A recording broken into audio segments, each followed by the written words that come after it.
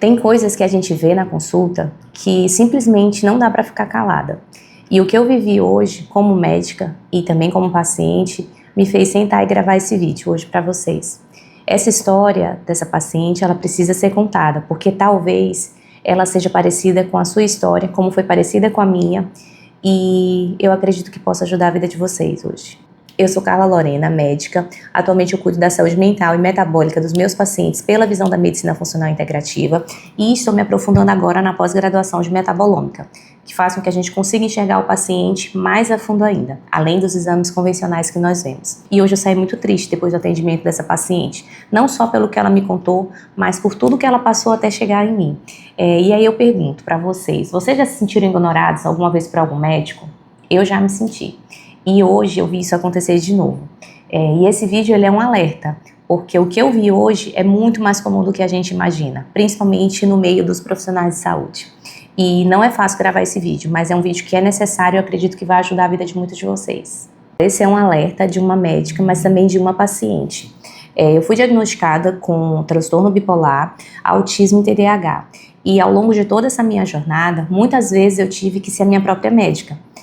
Porque eu fui em profissionais que muitas vezes não me escutavam e que diziam que o que eu sentia era só coisa da minha cabeça, que eu já tinha diagnósticos, que eu já estava fazendo meu tratamento e que era uma questão de tempo para me estabilizar. Mas eu sabia que havia algo errado no meu corpo e isso era real e não era apenas a questão dos diagnósticos. Isso me ensinou algo muito maior, que nós não podemos rotular um paciente sem antes olhar ele a fundo. E nós não podemos dar um diagnóstico sem fazer uma boa avaliação, sem investigar as causas, que é o que geralmente acontece hoje. E hoje eu atendi uma paciente que tinha uma ferritina de 10, que é um forte marcador de anemia.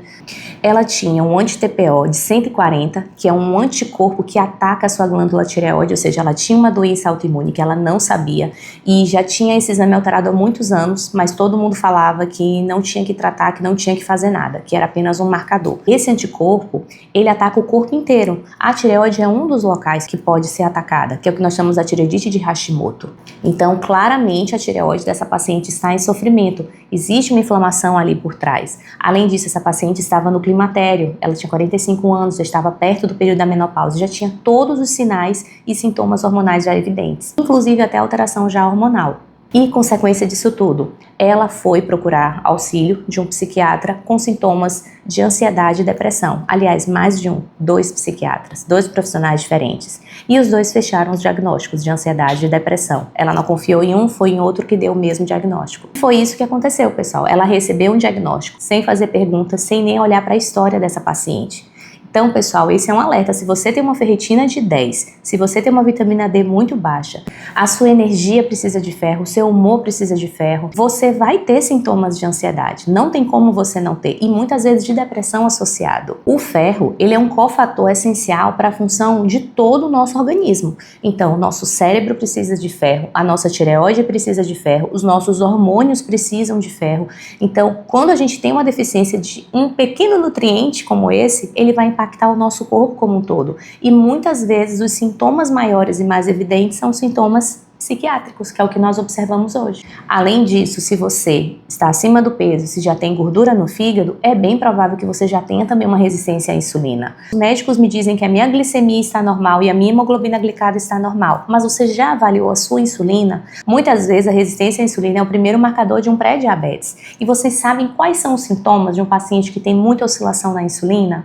Esse paciente geralmente tem sintomas que parecem com ansiedade. Quando ele tem hipoglicemia reativa, ele vai ter irritabilidade, cansaço, variação do humor, desatenção, lentidão. Se você tem uma vitamina B12 que não está nos níveis adequados, você vai ter uma dificuldade de concentração, você vai ter perda de memória, você vai ter fadiga, você vai ter cansaço. E pessoal, em mulheres, a queda hormonal, ela começa muito antes da menopausa. Normalmente pode acontecer 10 anos antes. No meu caso, aos 35, eu já tenho sinais de estar no climatério. Ganho de peso, cansaço, fadiga. Já tive, inclusive, fogachos, insônia. E eu pergunto, será que esses sintomas são apenas coisa da nossa cabeça? São sintomas emocionais? E hoje eu sei que muitos dos meus sintomas psiquiátricos, na época dos diagnósticos, foram piores por causa dessa alteração hormonal, se eu já soubesse que existia. Então hoje eu já faço modulação hormonal. Por quê? Porque eu percebo que eu tenho piora. Então, Lorena, mas tu tem 35 anos. Sim, mas eu tenho alteração. Muitas vezes você fechar o olho porque é um paciente jovem, porque não tem idade ainda, a gente perde essa janela de oportunidade de melhorar a qualidade de vida e saúde desse paciente. E eu digo para vocês, eu só melhorei mesmo após os meus diagnósticos e os meus tratamentos depois que eu comecei a investigar mais a fundo e fazer toda a minha suplementação de forma adequada, associada ao meu tratamento. Aqui não é tirar medicação ou dizer que você não tem um diagnóstico, não é isso. Mas antes de se dar início a tudo isso, a gente tem que corrigir esses fatores. Muitas vezes até a dose do remédio que a gente vai utilizar vai ser menor, como é o meu caso hoje. Eu só tenho reduzido progressivamente a dose das medicações. Então, pessoal, muitas vezes não é só coisa da nossa cabeça. Muitas vezes o nosso corpo, ele pede socorro, ele vai dando sinais. E se você já faz uso de uma medicação psiquiátrica ou vai começar a usar alguma medicação, recebeu algum diagnóstico, pela sua saúde, investigue antes. Não coloque um ponto final, muitas vezes, onde era para ter apenas uma vírgula. É importante ter um profissional que caminhe com você, que vai olhar você além do seu diagnóstico, que enxergue você por inteiro. Aqueles sintomas que estão determinando esse diagnóstico, ele já podia estar presente há muito tempo atrás, e muitas vezes por alterações orgânicas. E hoje eu quero trazer para vocês um dos critérios que está presente em todos os diagnósticos do DSM, que é o Manual de Diagnóstico dos Transtornos Psiquiátricos, a ausência de causas orgânicas que justifiquem os sintomas. Será que a gente tem investigado essas causas orgânicas? Isso tem sido feito de uma forma adequada? Então, pessoal, toda doença crônica tem uma origem metabólica. Muitas vezes essas alterações metabólicas que a gente vê do diabetes, esses quadros mais agudos que a gente olha dos transtornos psiquiátricos, já tinham manifestações precoces. E não é que a gente ia evitar um diagnóstico, mas talvez a gente conseguisse descobrir com um paciente com menos sintomas em uma fase mais inicial e conseguir ser mais assertivo nessa fase do tratamento.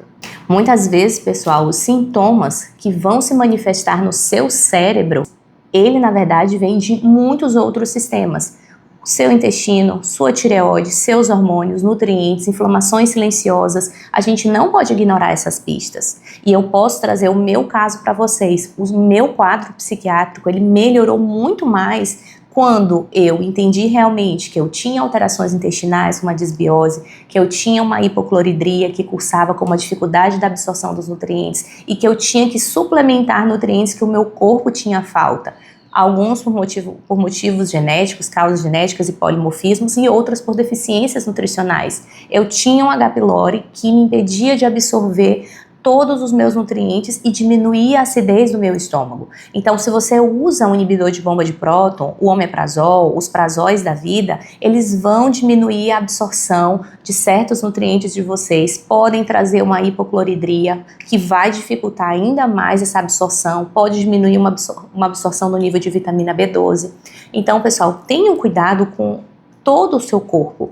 E para a gente poder avaliar cada área específica, existem hoje exames específicos para cada área. Então a gente não pode simplesmente ignorar. Não é porque nós cuidamos da parte de saúde mental que nós não vamos estudar hormônios, que nós vamos ver como é que está o seu intestino, a sua tireoide. A avaliação da saúde cerebral e do corpo inteiro, ela tem que ser vista de uma forma integral. Tudo está conectado, é num eixo bidirecional.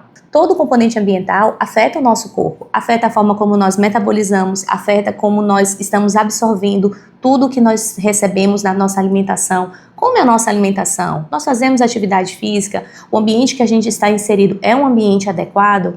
Então, isso tem que ser avaliado pelo seu médico. Porque esse contexto é que muitas vezes vai direcionar o seu tratamento de uma forma mais adequada e que muitas vezes não se resume a uma medicação. Às vezes a mudança do estilo de vida pode ser o passo inicial para você ainda não usar um antidepressivo ou um ansiolítico. Nosso papel como médico sempre é tratar os sintomas dos pacientes, então nós não vamos deixar ninguém sofrendo, ninguém sem dormir, os danos são maiores, mas dar apenas um remédio para tapar aqueles sintomas sem buscar as causas, a longo prazo vão trazer consequências muito graves, inclusive alterações metabólicas que já vão repercutir com novas alterações.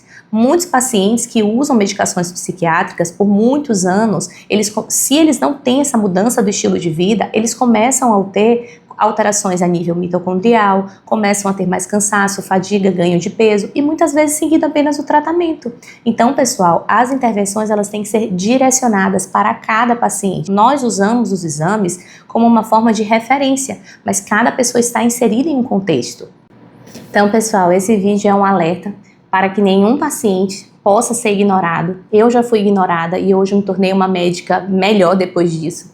E assim como essa paciente foi ignorada também. E como talvez você esteja sendo agora ou ainda será um dia. Toda pessoa merece ser ouvida e cuidada de uma forma integral. Então, pessoal, não aceitem um diagnóstico ou iniciar uma medicação sem buscar outras causas antes. Nós podemos fazer uso das medicações para trazer um alívio daquele sofrimento inicial, mas esse não é o ponto final. Esse é apenas o ponto de partida para que a gente consiga investigar e encontrar outros problemas e outras causas que possam estar trazendo a esse sintoma. Então não percam essa oportunidade, pessoal. Não deixem ninguém tirar as janelas de oportunidade de vocês.